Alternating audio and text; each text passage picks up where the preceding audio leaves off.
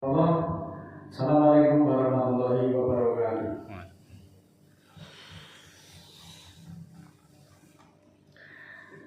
Alhamdulillahilladzi khalaqa samawati wal arda wa ja'ala dhulumati nur. Sumaladina kafaru bi rabbihim yadilun waladzi khalaqakum min tin summa qada ajala wa ajalun sama indahu summa antum tantarun.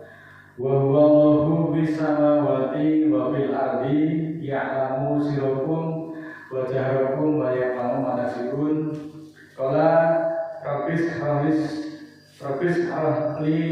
sadri wa yassir li amri wahlul 'uqdatam min lisani yafqahu qawli waj'alni waziran min ahli. Asyhadu an la ilaha illallah wahdahu la syarika lah innamal ilahul wahid. Allahu la ilaha illahu rabbul arsyil azim. Allahu la ilaha illahu wal hayyul qayyum. Allahu la ilaha illahu warrahmanur rahim. Saudaraku muslimin muslimat dimanapun Anda berada, marilah senantiasa kita panjatkan puja dan puji syukur kepada Allah Ta'ala. Mudah-mudahan dengan syukur yang kita panjatkan ini membuka jalan kepada kita untuk senantiasa Allah memberikan kemudahan setiap apa yang kita lakukan dan menjadikan kita lebih beriman dan bertakwa kepada Allah, dan kita dimudahkan untuk melaksanakan segala perintah-perintah Allah dan Allah ridho terhadap apa yang kita usahakan. Saudaraku, alhamdulillahirrahmanirrahim, pada hari ini kita sudah memasuki bulan Ramadan, hari yang ke-7 dengan keadaan selamat, dan alhamdulillah kita bisa diberikan kesempatan untuk bertemu dan bisa melaksanakan puasa pada tahun ini. Tentang kewajiban puasa ini, Allah memberikan informasi melalui surat kedua ayat 183, surat kedua 184, surat kedua 185, dan surat kedua 187 yang nanti akan kita analisa, akan kita pelajari pada majelis yang mulia ini. Baiklah saudara, marilah kita awali di dalam surat kedua ayat 183. Allah memerintahkan kepada orang-orang beriman selengkapnya sebagai berikut. A'udzubillahi minasyaitonirrajim. Bismillahirrahmanirrahim. Ya ayyuhalladzina amanu kutiba alaikumusiyam kama kutiba alal ladzina min qablikum la'allakum tattaqun. Wahai orang-orang beriman, diwajibkan atau ditetapkan atasmu siam, yang artinya puasa, sebagaimana ditetapkan atas orang-orang sebelum kamu, semoga kamu bertakwa.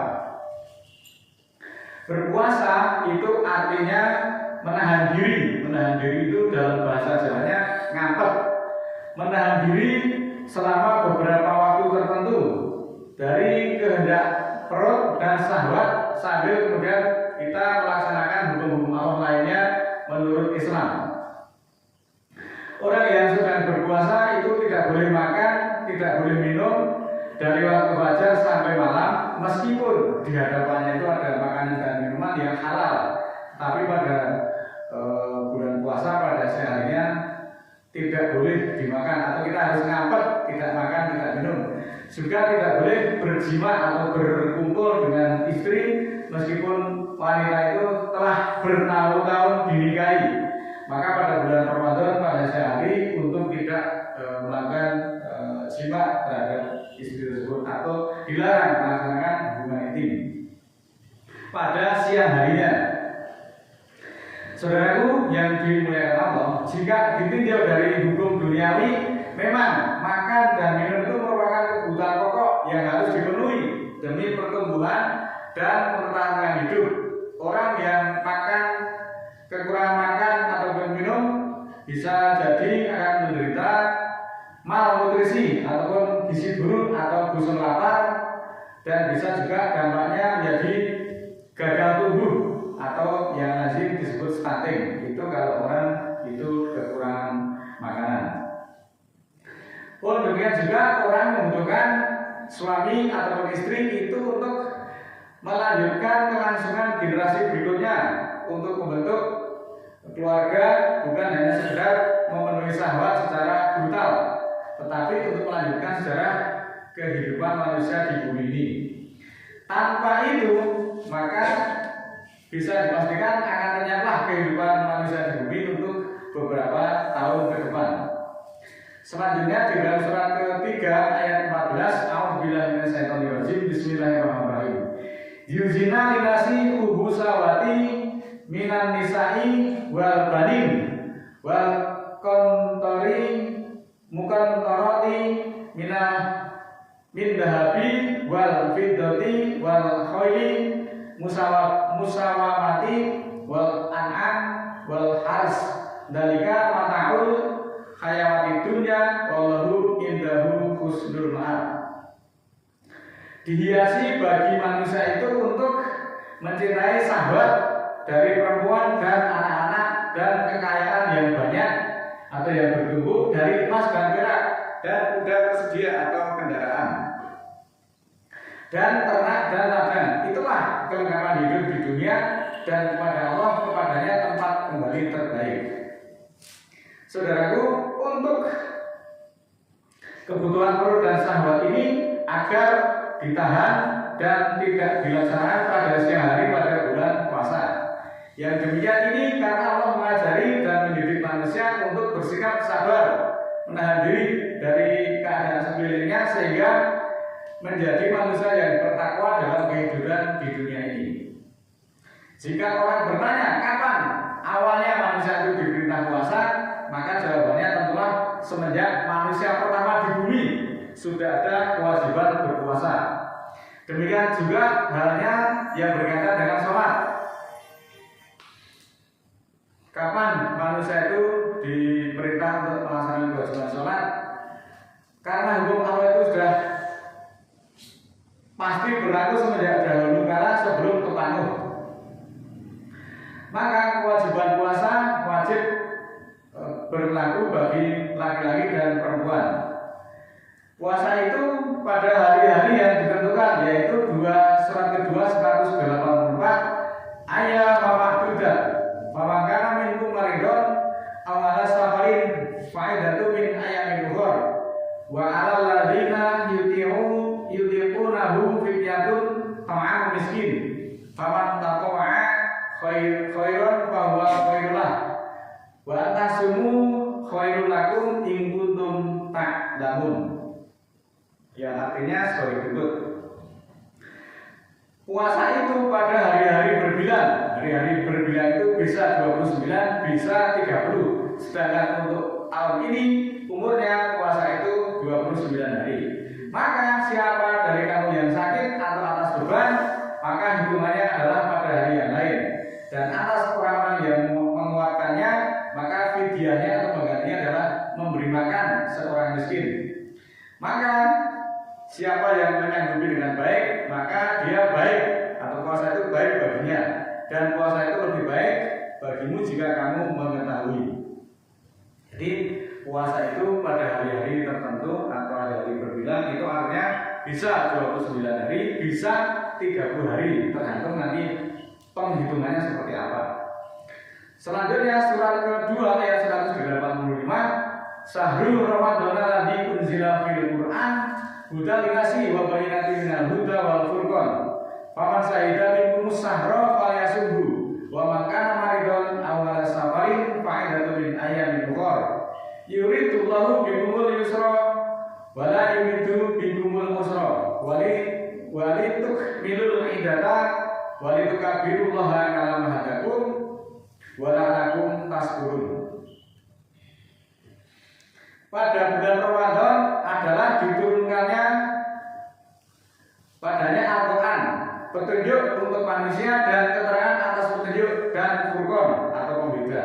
Maka siapa dari kamu yang membuktikan dari kamu bulan itu, membuktikannya itu dengan perhitungan, bukan dengan teropong, maka adalah mempuasakannya. Dan siapa yang sakit atau atas beban, maka hitungannya pada hari yang lain.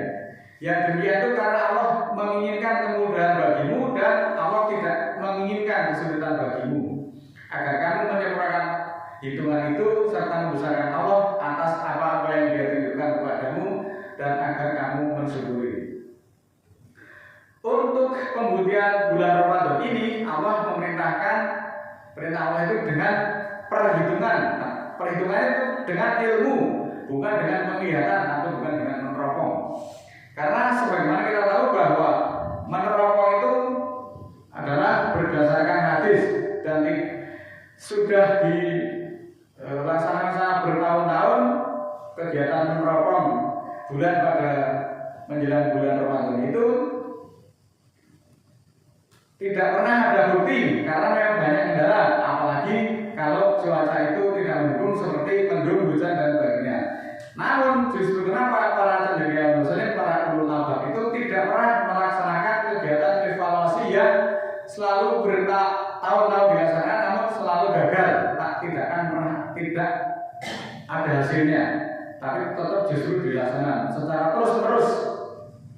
Bayangkan sudah berapa puluh tahun kegiatan meneropong bulan menjelang 1 Ramadan itu pun tidak pernah ada hasilnya, dan berapa miliar uang yang dikeluarkan untuk kegiatan-kegiatan tersebut. Namun demikian juga tidak pernah ada hasilnya, meskipun kegiatan itu nihil dan sudah puluhan tahun dilaksanakan dengan dana ratusan miliar, tidak ada hasilnya. Kenapa dilakukan secara terus-menerus? Ini juga perlu kita cermati.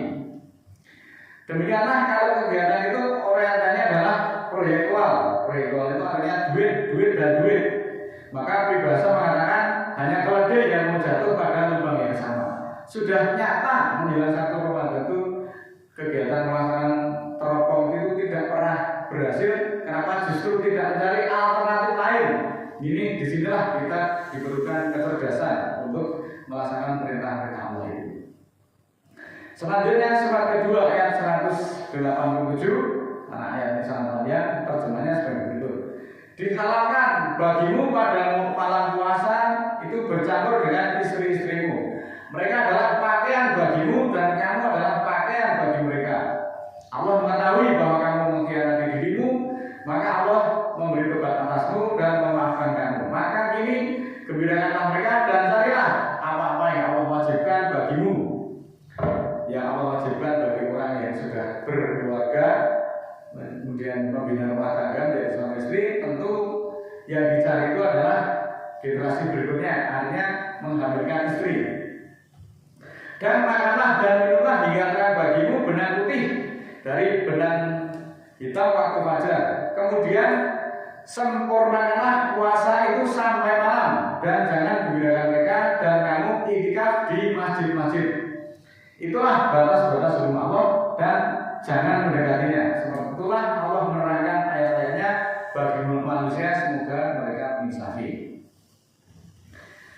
Muslimin muslimat yang dimuliakan Allah, bahwa Al-Quran itu adalah kitab suci yang terakhir diturunkan oleh Allah sebagai tuntunan hidup bagi seluruh manusia yang mendiami planet di dalam tata surya kita ini. Kalau kita ada di planet bumi, tetapi bukan berarti planet-planet yang lain itu tidak ada manusianya. Diturunkan pada malam hari, itu berdasarkan surat ke-97 ayat 1, yaitu malam qadar atau malam ketentuan, di mana bumi itu pada saat itu berada tepat di bawah transit planet Muntaha yang mengikuti surya atau matahari. Ketika itu malaikat turun bersama roh dengan segala urusan. Pada surat ke-44 ayat 3 disebutkan, dikatakan bahwa malam itu dipenuhi berkah atau malam yang diberkahi. Dalam sejarah kemudian tercatat bahwa malam Al-Quran diturunkan ialah pada bulan Ramadan berdasarkan surat kedua ayat 185 tadi. Al-Quran itu merupakan tuntunan hidup. Dalam kitab itu terbagi menjadi 3 pokok hal yang penting, yaitu petunjuk, kemudian keterangan atas petunjuk, dan furqan atau garis pembeda atau garis pemisah. Petunjuk ialah hukum dan sikap hidup yang harus dilaksanakan manusia dari segala tingkat dan keadaannya. Ketentuannya mudah dan dapat dipahami dan dihayati oleh semua orang bagi orang yang mau berkehendak untuk melaksanakan ketentuan hukum Allah itu. Tetapi bagi orang yang memang tidak ada semangat, tidak ada kemauan, tidak ada giroh untuk melaksanakan kuliah Allah, maka orang itu akan dilanda berbagai kesulitan. Armanan ngaji orang banyak urusannya, sholat Jumat itu juga banyak sekali urusan sehingga orang dibelenggu dengan kesukaran. Karena memang di dalam kolbunya itu tidak ada semangat, tidak ada gairah untuk melaksanakan petunjuk Allah. Petunjuk itu untuk bisa dihayati dan diamalkan, maka haruslah dipahami secara menyeluruh dan ditadabur secara komprehensif, secara menyeluruh, secara kafah, bukan secara sepotong-sepotong. Akibat kurang cermatnya belajar petunjuk, maka banyak sekali pembelokan yang tidak disadari. Nah, ini kita memang umat Islam sekarang ada banyak sekali yang dibelokkan oleh orang-orang yang tidak bertanggung jawab dan tidak kita menyadarinya. Pembelokan tentang puasa misalnya, puasa itu dimulai sejak awal penentuan bulan puasa itu sudah terjadi perselisihan dan banyak yang menimbulkan kebingungan karena kelompok ini sudah melaksanakan puasa, kemudian kelompok yang lain tidak atau belum melaksanakan puasa karena dengan alasan belum melihat hilal atau belum melihat bulan. Bulan itu tanggal 1 itu memang banyak sekali kesulitannya untuk bisa dilihat. Maka bulan itu harus ditentukan dengan perhitungan. Kalau kita melihat bulan itu mestinya itu tanggal 15. Itu semua orang, baik orang yang sekolah maupun orang yang tidak sekolah, anak SD, anak TK maupun profesor, semuanya pada tanggal 15 itu bisa melihat bulan. Kalau dari sini tidak kelihatan, maka di tempat lain pasti kelihatan. Dan itu tidak memerlukan biaya yang sangat besar. Dalam tataran pelaksanaan puasa juga terjadi pemutarbalikan fakta. Apa contohnya? Perintah Allah yang tidak disadari oleh umat muslim, contohnya sholat taraweh pada bulan Ramadan. Itu telah menjadi tradisi dalam masyarakat Islam, meskipun ibadah itu tidak pernah tercantum di dalam Al-Quran. Bahkan juga banyak sekali ulama-ulama yang menyatakan bahwa sholat tarawih itu bukan syariat dari Nabi Muhammad. Itu banyak sekali sejarah-sejarah yang menceritakan itu. Meskipun ibadah itu tidak pernah tercantum di dalam Al-Quran, tetapi banyak sekali orang melaksanakan. Sekali lagi bahwa memang sholat tarawih itu dapat dilakukan secara berjamaah ataupun di rumah secara sendiri-sendiri. Sumber hukum dari itu semuanya adalah berdasarkan dari hadis. Hadis pun itu menurut saya juga banyak sekali yang satu dengan hal yang lainnya itu saling bertentangan. Contoh, itu ada yang meriwayatkan bahwa Rasul itu ketika melaksanakan sholat tarawih terutama katanya ada 8 rakaat. Ada lagi yang mengatakan tidak 11 rakaat. Yang kelompok yang lain mengatakan 20 rakaat. Kelompok yang lain juga mengatakan 23 rakaat. Yang lain menyanggah tidak. Sunnah Rasul itu sholat tarawih itu sebanyak 30 rakaat. Yang lain mengatakan 33. Dan kelompok lainnya ada yang mengatakan 36. Bahkan ada kelompok yang lainnya dalam 40 rakaat. Kalau betul itu semuanya datang dari Rasul, kenapa justru berbeda-beda? Padahal makhluk itu Rasulnya sama, tetapi beda yang meriwayatkan, beda hasilnya. Ingat bahwa dalam surat kedua ayat 187 tadi, bahwa selama puasa itu pada siang harinya orang diwajibkan untuk melaksanakan i'tikaf di masjid bagi laki-laki. I'tikaf di masjid itu dengan cara melaksanakan sholat, berzikir, membaca Al-Quran, kemudian memperdalam ilmu agama, dan juga berdiskusi dalam rangka untuk meningkatkan pengetahuan sehingga kita bisa meningkatkan ketakwaan dan keinsafan diri. Tetapi sekali lagi ini tidak pernah dilaksanakan. Katanya orang umum, yang umum yaitu tadi sholat tarawih yang secara nyata itu tidak ada perintahnya. Bahkan banyak sekali ulama-ulama atau cendekiawan yang cerdik pandai mengatakan bahwa sholat tarawih itu sebetulnya bukan syariat dari Rasulullah. Sedangkan perintah untuk melaksanakan i'tikaf pada puasa itu disempurnakan itu berdasarkan surat Al-Baqarah 187. Ini justru tidak pernah dilaksanakan. Perintah ini secara mendalam dapat dipahami bahwa tujuan i'tikaf pada siang hari di masjid pada bulan Ramadan itu dengan tujuan untuk meniadakan ingatan terhadap kehendak perut dan syahwat. Nah, puasa itu hanya di rumah saja, mungkin kita akan teringat makanan, minuman yang menggoda kita. Juga kemudian puasa kita masih di rumah bersama keluarga, bersama istri, itu juga nanti bisa menimbulkan hal-hal yang tidak diinginkan. Oleh karena Allah memerintahkan untuk menyempurnakan puasa itu dengan iktikaf di masjid pada siang harinya untuk laki-laki. Hal ini diwajibkan untuk menyempurnakan puasa dan untuk belajar menguasai diri dan untuk dijadikan muzakarah ataupun berdiskusi tentang berbagai hal untuk memperdalam ilmu agama. Namun apa yang terjadi justru pada bulan puasa itu digunakan untuk berlomba-lomba menyelesaikan pekerjaan, lembur dan sebagainya. Targetnya adalah mengejar THR. Akhirnya ketakwaan itu tidak didapat. Perintah iktikaf untuk menyempurnakan puasa tidak pernah dilaksanakan. Justru tarawih, ya sekali lagi kata para ulama, tarawih itu bukan syariat dari Nabi, justru gede-gedean dilaksanakan. Maka puasa adalah disempurnakan sampai malam, itu juga perintah. Tetapi justru ketika kita mendengar sirine, mung atau beduk itu ada perintah untuk segera membatalkan puasa. Itu kan yang lain seperti itu. Katanya itu sunnah dari Rasul. Pasti Rasul itu paham bahwa puasa itu adalah disempurnakan sampai malam. Tetapi justru kenapa? Baru mendengar beduk saja sudah agi-agi atau bersegera untuk dibatalkan.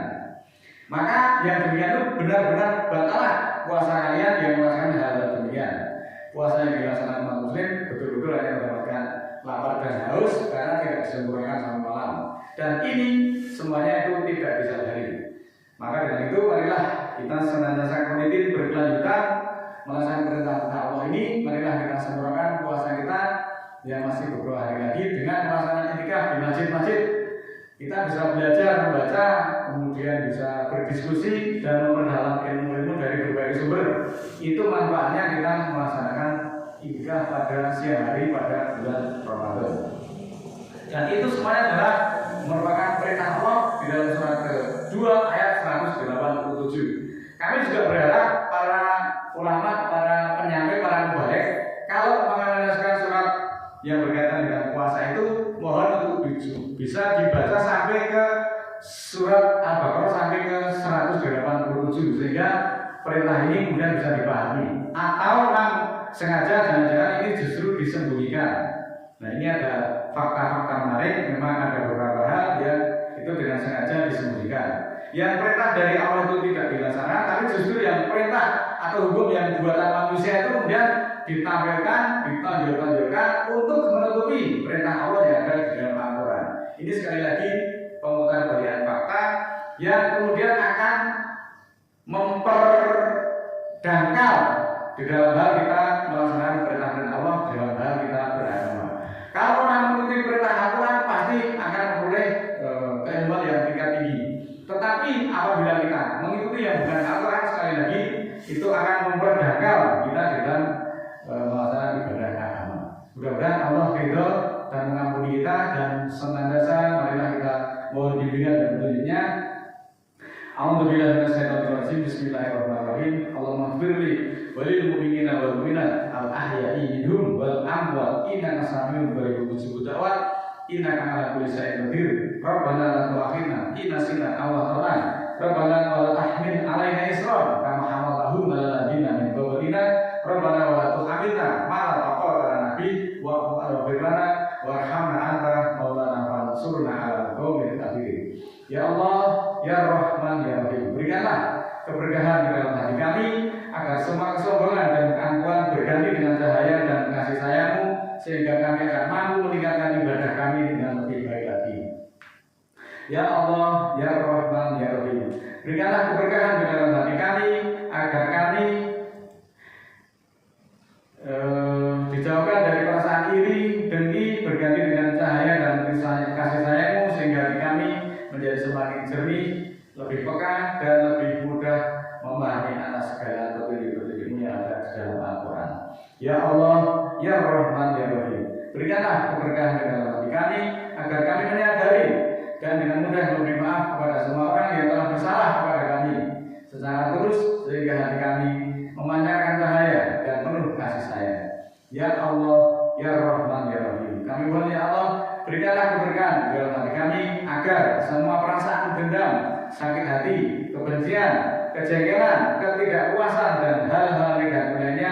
berganti dengan cahaya dan kasih sayang-Mu, sehingga kami akan menjadi orang yang berwawasan luas jauh ke depan. Subhana rabbika rabbil izzati amma yasifun, wa salamun alal mursalin, walhamdulillahi rabbil alamin. Wassalamualaikum warahmatullahi